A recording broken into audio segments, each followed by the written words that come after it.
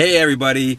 Okay, I want to preface this video with a appeal to all the people that watch my videos out there to vote for Naomi Black for RuPaul's Drag Race Season 7. She just submitted her video. I'm not sure if online voting is available yet, but her name is Naomi Black. It's going to be like the other Naomi. We had the other Tyra way back in Season 2. Now we can have the other Naomi. You won't be disappointed. Naomi Black, RuPaul's Drag Race Season 7. So vote often, vote for her, look for her online, go to YouTube, find her videos. She's fierce, she's amazing. I would love to see Naomi Black, RuPaul's Drag Race Season 7. Okay, so today's video is going to be about RuPaul's Drag Race Season 6, episode, I believe, 5, and that was Snatch Game.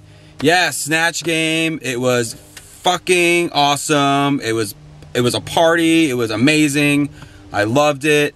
This review is so late. I'm so sorry. I was going to do it yesterday, but, you know, things happened, and today the fucking flowers are fornicating or something, and the demon flower semen is out in full force, so I'm like bloodshot, so I apologize. But without further ado, let's talk about Snatch Game.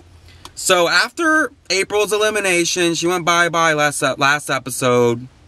Bianca gives Trinity some kudos for turning it out on the lip sync, and Darian was throwing some major shade towards Milk. Maybe a continuation of Gia's shade. In her like behind the scenes, she discusses not getting Milk's fashion, and I don't think anybody really gets Milk's fashion, but that's Milk. Ooh, gosh, I'm looking all sloppy. Sorry, y'all. But at least Gia said it to Milk's face, you know. Darian's all behind the back, shady. Oh, and then Darian also says something kind of funny. She says like the rest of the queens are playing Major League Baseball while Milk's playing like checkers, which she says like Milk's not even in the same game, same league, same like universe as the other queens right now. Gia asks Darian who she thinks should be at the bottom, and Darian looks right at Milk, and Darian's getting kind of catty, and she might be valid, but you know it's really not cute. Sorry, I keep saying this because, you know, I feel like I have to. Webcam, I'm using my webcam with my laptop because it's more efficient than trying to film it like on my digital. So I'm so not used to having the camera up here and then my face like talking. So I keep looking down here when I should be looking up here, and I keep going back and forth, and I keep forgetting. So I'm sorry, I'm an amateur, I'm a noob, you know. Sorry, QQ. Where was I? Oh, so Adore asks Laganja how she's feeling, and Laganja rehashes what transpired on Untucked since Adore wasn't in the room, and she goes all boo-hoo, weepy yet again, and Bianca has had it, and she says Laganja needs to apply all that weepy bullshit to the challenges or just beat it. And I think the editors cut like an unrelated comment to heighten the moment, because I seriously doubt that Bianca would say, you know, beat it queen at the exact same moment as Laganja's having her little moment. I don't think Bianca would be that, like, uncouth and that, you know, I guess that bitchy. I mean, she's a bitch, but I don't think she would have been that overtly bitchy. I think they just intercut two different moments and just made Bianca look, you know, bad at that moment. But, you know, Laganja needs it. She needs a slap in the face. She just needs to wake up. So the next day in the workroom, Gia and Laganja, they come stomping on in, acting like all over the top again. It's like so annoying. I guess Laganja's recovered from her weepiness, and Laganja's wearing a ridiculous headpiece that looks like you would put like a hanging potted plant in it. And she's just like getting to be too much of an attention whore. And I hope Bianca keeps letting her have it, for real. But then the she-mail pops up, and it equals Ru announcing that it's Snatch Game time. And all the queens are excited. Everybody's excited. Everybody waits for Snatch Game every year because it's like a staple. Ben Dela says she doesn't do impersonations, but if Jinx gave her any advice, then she should be okay. And then Joslyn's going to be Teresa Giudice, which I think is going to be a cool choice. Laganja's going to be Rachel Zoe, which, I don't know, Rachel Zoe's solo energy to me. And then Bianca's going to be Judge Judy. Yes, bitch. Finally, and I know she's gonna slay it. Joslyn points out that Judge Judy is like RuPaul's favorite show, and it kind of makes Bianca nervous. And then Adore shows off her Anna Nicole Smith to Ru, and she like nails it.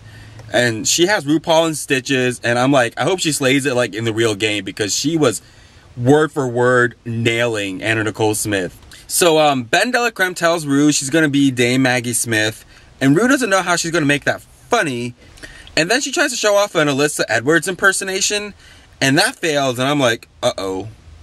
But I'm noticing her makeup, and I know she's been rehearsing this, so she's been playing a little rope-a-dope, I think, because she's got that old woman makeup on, so I know she ain't gonna do Alyssa Edwards. And she's got Dame Maggie Smith in her mind. She's probably rehearsed it. I just don't believe that she doesn't do impersonations. I just don't believe it. She's too theatrical. And then we get to Laganja. Annoying. Okay, and then Milk is going to do Julia Child and is trying to explain her choice to RuPaul and is pulling the biggest BS answer out of her ass. And Milk is like, I'd rather you go in having low expectations of me so I can blow you away. And Ru's like, well, you've exceeded. And it's like, damn. Ru is not impressed with you, Milk. And then Ru pays a visit to Bianca and puts even more pressure on Bianca, going like, oh, you better do Judge Judy justice. And Bianca's like, fuck. It's like the most nervous we've seen her thus far. Gia Gunn is attempting to be Selena Quintanilla and not Selena Gomez. Ru's kind of implying Gia might want to keep it young and fun. And Gia really has no idea who she's going to be for real. And Adore clocks her in the behind the scenes. She's like, hi, I'm Selena. I was a singer. I got shot by Yolanda. It's like, how you going to make that funny? It's the truth, Gert. Oh, also, the Bianca take a shot when she does an eye roll game is in effect this episode. So get your shots ready, because there's a lot of eye rolls. So the main stage challenge is Night of 1,000 Rus, where the girls have to recreate a famous RuPaul ensemble.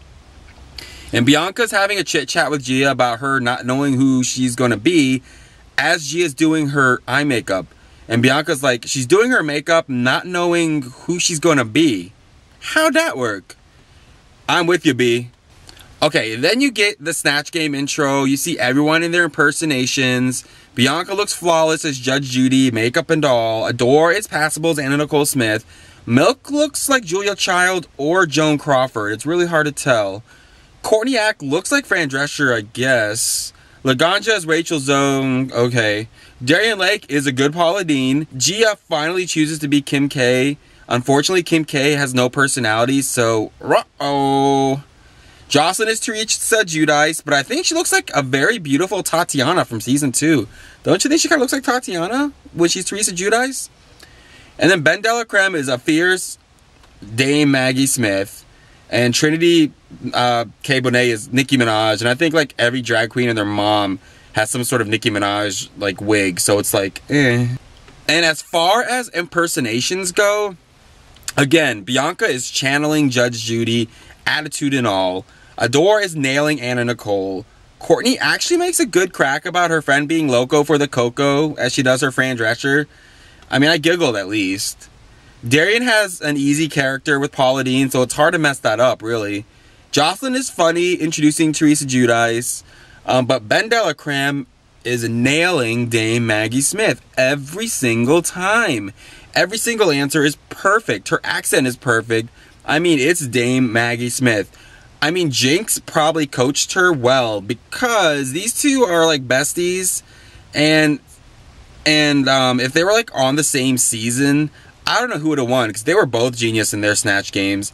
I laughed hysterically every time Dela spoke, and so did the two guest judges, the guest actresses. And I think Ben Dela Creme just wiped the floor with everyone, and when she said she didn't do impersonations, bullshit.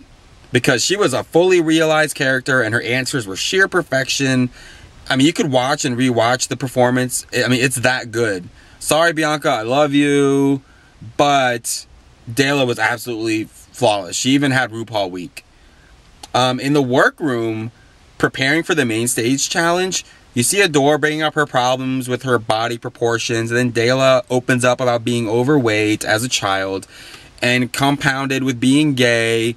And so he had a problematic like upbringing, and it's kind of fucked up when I think about it, because when the camera pans to Darian during the whole fat gay thing, it's like every time there's a fat gay reference, they always pan to Darian Lake. But then Dela's having her moment because she's sad. Her mom passed away when she was 13, and that was her support system. But she finds strength in her character of Ben Dela Creme. And it's cool that you can channel all the negatives in your life into successful art. Bianca does a super nice thing for Adore and lets her borrow an extra cincher so she can create that feminine body illusion that Michelle keeps murdering her over on the main runway. And Adore is grateful and says Bianca's like her stepmom with her motherly instincts. And you can see Bianca is kind of always helpful. You see her painting Dela before the Snatch Game. And now she's helping Adore. So she's always helpful. Even when she's critiquing people, she's helpful. Okay, let's talk about the main stage presentation. All I can say is there's a lot of big hair on that runway. Ru is big hair and she's a tall, buxom body. That's what RuPaul is.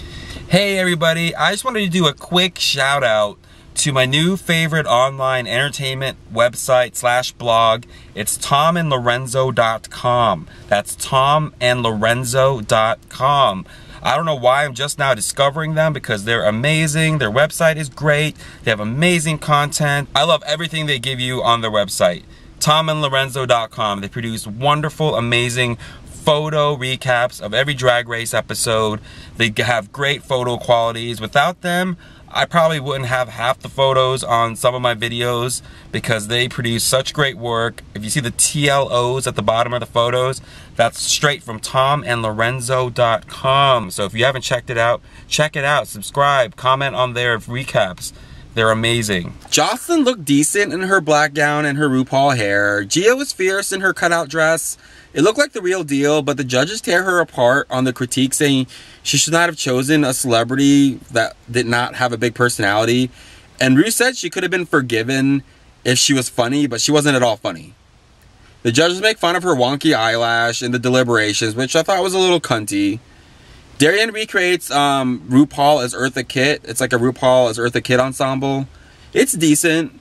Laganja comes out looking futuristic, I guess. It doesn't look anything like the season 5 Start Your Engines Ru that she was trying to portray.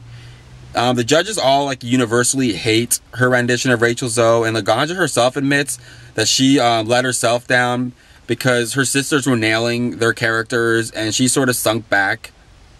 I mean, it was a genuine moment where she wasn't overacting, and I kind of appreciated it, even though her Rachel Zoe did sound like a robot. Bianca looked good as age-appropriate Ru, though behind the scenes they critique her for not really resembling Ru.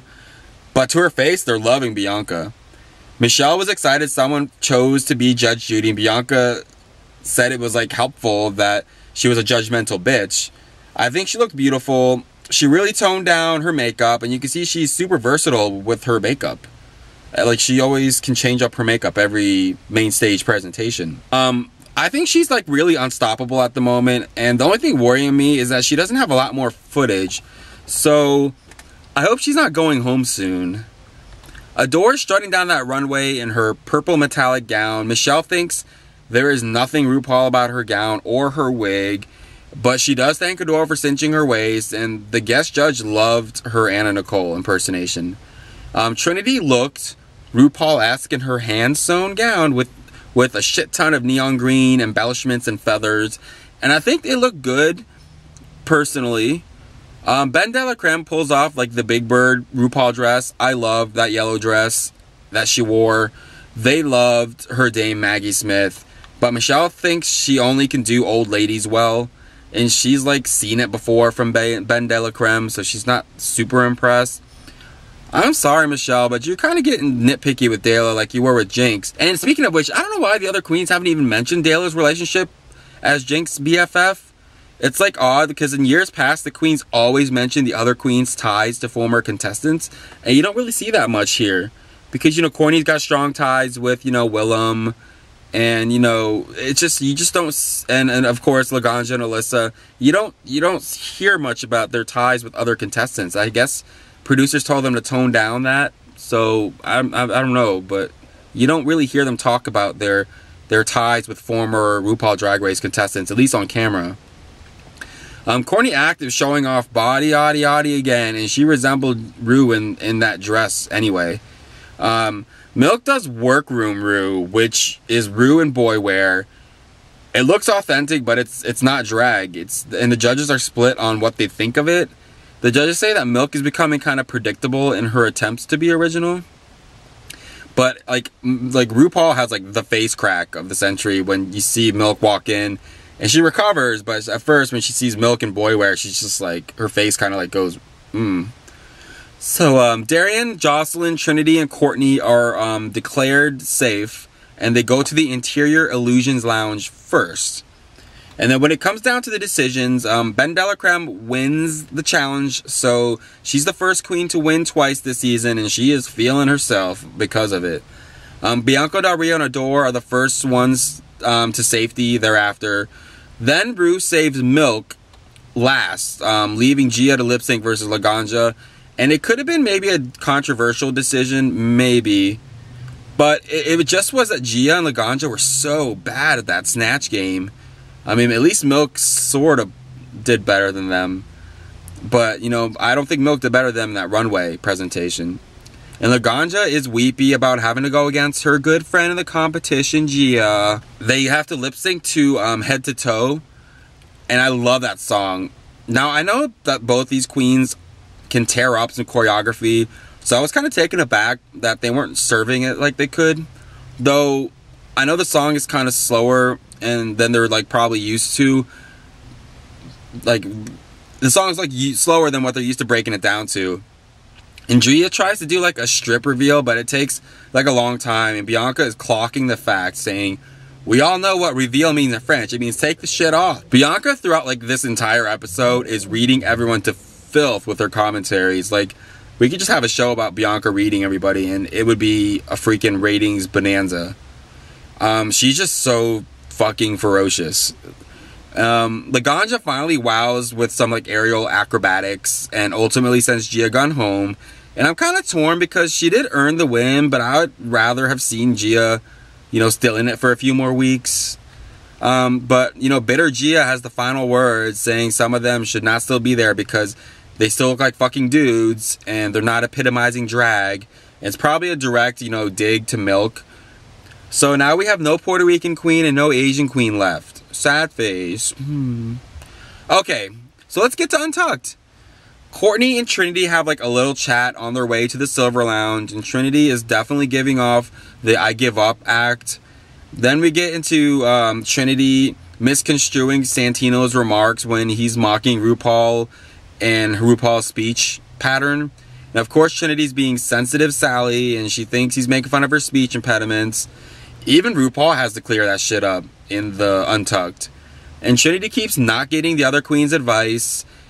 And she doesn't know if she can compete with the other queens because they are quote unquote stronger than her. It's like, girl, compete or get out. They all think Milk, Gia, and Laganja are in the bottom three. Laganja because she forced Rachel Zoe and it wasn't that funny. Milk because her male runway RuPaul look is either going to be like a hit or a miss with the judges. And Courtney doesn't believe Milk has like the makeup skills to do like a traditionally beautiful, glamorous drag look. Oh, and then they start talking about, you know, Darian being the big girl, and Joslyn says she doesn't see Darian as the big girl, which is awesome, but the damn producers want to remind us that she is the big girl because every damn comment that relates to being fat, the camera will pan right to her, and Darian will keep talking about her, like all of her fat girl attributes, so she's going to remind us too. Then we get our serious tone of the episode when Trinity reveals that she's HIV positive, and then all of a sudden she's not going to let obstacles get in her way. And at this point I'm kind of confused because this has been Little Miss getting her ass kicked by roadblocks and obstacles, and now she's this beacon of overcoming and triumph. Editing much? Like, she calls her HIV a situation, and it's not a disease, and she pops her vitamin E, her fish oils, and her one pill, and all I could think of was, damn, Dallas Buyers Club was such a good movie. I should probably rewatch that. I love Jared Leto and Jennifer Garner. Oh, then you gotta love Joslyn reading Darian's age. But, you know, I kind of liked it because Trinity kind of shows her human side, and now she might be able to really get into the game. And it's just like, oh, finally, Trinity might, like, because she's fierce on that runway, so she might just finally be in it to win it, now that she can let that burden off her shoulders. So they all go to the gold bar and Trinity gets the pink box message and it says something like, "Hey, single lady, keep your halo up." And they try to get us for like a split second to believe maybe it's Beyonce. And when Trinity's mom shows up, you're like, duh, you know it's always going to be a loved one. It almost seems disappointing. But Trinity's mom was super sweet and left a message that was super sweet. And it was showed such a beautiful relationship between mom and son. And she talks about the time that she was so sick in the hospital and she couldn't talk because she had like a tube in her throat. And then she remembers writing a note to Trinity telling her to stop crying, I'm not leaving you yet because I haven't seen you on RuPaul's Drag Race. And it was a touching moment, and how she came full circle and how she's on the show now. And then Darian goes, well, you're here, now you can leave. And it's a funny joke, and like to lighten the mood up, and everybody laughs, even Trinity laughs, she gets it. And it's like, see, that Laganja is called a sense of humor. Even Miss Serious Trinity can laugh, and it was her moment. That's how you handle your moment. Watch, analyze, and repeat. And maybe you'll win back some fans. Take the joke. Damn, bitch, got me heated. God, I was so Tyra Banks rooting for you. The top and bottom queens then go to the Silver Lounge and discuss who's in the top and the bottom. And Gia asks, and Adore states point blank she thinks it's Gia and Laganja in the bottom. And Gia agrees. Everyone in the world agrees that they sucked ass in Snatch Game, and Laganja gives her wounded Alyssa Edwards face. Gia says she's going to lip sync for her motherfucking life, and Laganja says she can't wait for a choreography challenge, and I'm thinking, oh, she's already talking like she's surviving for another challenge. So she's already thinking she's going to win, huh? She's already setting Gia home in her mind. I hope it wasn't scripted. It's funny when Dela mentions she's unfamiliar with Zoe Rash. And she asks Laganja if Zoe Rash actually sounds like a robot. And Adore can't even stifle her laughter. And Laganja is like getting defensive. And Dela's starting to feel herself. And you can see it. She's getting down to her like passive aggressive reading now. And Laganja blames Bianca for throwing her off because she thinks it was Bianca that starts the whole robot talk thing. Then Bianca's like, bitch, I'm playing Judge Judy. She doesn't like anyone. You don't feel special. And Laganja thinks Bianca came straight for her first. And in the behind the scenes, she's like, Bianca can't shake me. So come for me, because if we got a lip sync, your ass is going home. Okay, so first of all, if Bianca is ever in the bottom two, then I know the show is like freaking rigged. Like, if she is ever in the bottom two, then the show is a farce, because she came in so prepared. And she is seasoned, and she has shown little to no flaws. And if Ru puts her in the bottom, then, like I said, this shit's rigged. And second of all, if they do go bottom two, I hope it's some campy-ass song that Bianca will wipe the floor with. And I can see Laganja cutting side-eye towards Adore because she has, like, Bianca's back. And so does Dela, you know, defending Bianca's portrayal. And Adore is trying to be reasonable. And then Gia goes all lesbian with Laganja, and she's being like, I'm sensitive to the fact you're sensitive. And I'm like with Adore with my eye roll, and it's like all over the map, my eye roll. It's just funny that every time Laganja is retorting back to the other girls, she only makes eye contact with Gia. And I'm like, stop being basic, girl. Like they aren't in the room with you, and like you're only having a one-on-one like conversation with your girl. Just stop. And Bianca points out the passive aggression. And Adore at this point has had it with her squirrel friend too. And Laganja thinks Adore is coming for her.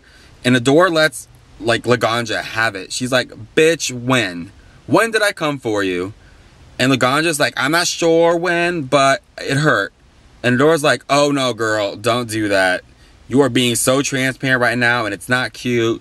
Don't do it because it's not making me feel good and it's not making me look good. And I was like, go, Adore, go. Finally seeing through all that bullshit and fake tears. And of course, Laganja starts weeping some more. And Bianca's like, oh, so the 600 compliments you give her mean shit because you say one thing about her having a lip sync. And Gia jumps in again to defend Laganja. And I swear, Dela, Adore, Bianca, and Milk are having like a contest to see who can roll their eyes at the fuckery like the best. It's like, oh my god, can these two just get a room, like, away from everybody else, like, maybe out of the competition? Bianca finally puts her foot down, and she tells Laganja she's, like, the first fucking queen to skip and strut into the workroom with a turban on her head, And if she did less of that and just pat herself on the back and applied all that energy to the challenges, then she could prove that she's a fierce queen. And then Gia actually has to agree with Bianca. And you can even see Laganja trying to nod and agree. Then Laganja like breaks down to the hallway and Gia has to like pick her up and tells her to glue her bottom lash on. And she's like, this is the moment that counts. And all I'm thinking is, girl, you shouldn't have given her that pep talk because she just mopped that lip sync and sent you home. Gia still calls them all dudes, and I finally see that really wonky eyelash everybody keeps talking about when she's like bitter and talking after her exit from the show. So there's 9 queens left. We see previews next week, and it's like the reading challenge. And Bianca surprisingly doesn't do as well as I thought she would. And she reads better in her commentaries than she does like during the reading challenge. And Darian slays on this one, but you know, she's a shady bitch, so it's like no surprise there. And then they have to do like a rap video, and I'm so fucking excited because the baddest bitch, the Diamond Princess, Trina's in the motherfucking house. And so is Eve. I'm like, wow, I may be more excited for the guest judges than the actual show this week. My final thoughts are this. I hope this is not like Bianca's last episode because we don't see any more looks from her like on those Untucked exclusives. And I'm keeping my fingers crossed because if she leaves this early, then this show is going to like really fizzle. But I'm like worried because you don't see any more looks from her. And you see looks from all the other queens. And I don't know what the hell is going to happen. Or they're just hiding her looks. But I hope Bianca goes a lot further than this because she's too fucking fierce and fabulous. So we just got to keep our eyes glued to the show. It's going to be on tomorrow night, Logo, 9 o'clock. Or just wait for it to air on the Logo TV app. It usually airs as soon as like the West Coast is done viewing it. Then you can go to your app and you can immediately see the show and the clips from the next show. Untucked comes in a little later, like an hour later. But you know, check out the show on your Logo TV app. Or if you have Logo, it's 9 o'clock Eastern. So it's going to be freaking amazing. Eve and Trina are going to be the guest judges. So excited. Okay, so that was my commentary on Snatch Game. Sorry it's so late. I'll try to keep up now. I still got my 2 Teen Wolf commentaries on the pike, so just be patient with me. I'm catching up. Allergy season's kicking my ass, but I'm going to freaking fight through it. So thanks for watching. Thanks for subscribing. Thanks for commentating. I also have my 100 subscribers video to do, so looking forward to that too. So take care. I'll talk to y'all later.